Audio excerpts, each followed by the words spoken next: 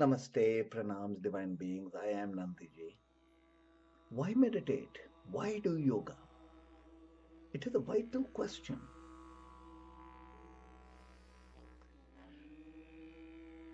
For most of us, we are trapped by time. We are trapped by circumstance. We are set on a momentum within the paths of karma, which is much like being Helen Keller, limited in so many different ways of the physical and the mental. When we meditate, when we source connect through yoga, we are awakening to be the spirit, awakening to be that beyond the limits of our mind and our body. We are climbing up several layers within ourselves of consciousness to be the now that is free of karmic imprints. In other words, we are able to summon our destiny. By awakening to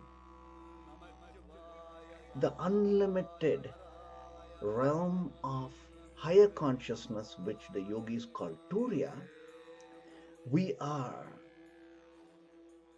tapping into our truest potential.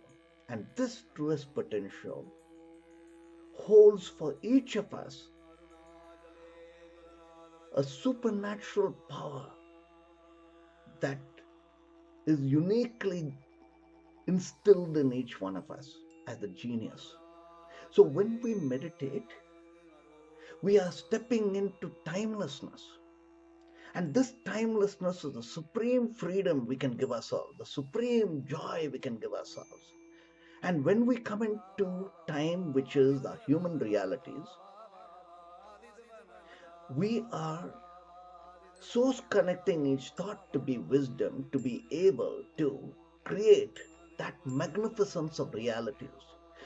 So when we meditate, when we do yoga, we are tapping into a higher self with greater potential and, most important, awakening the element of joy.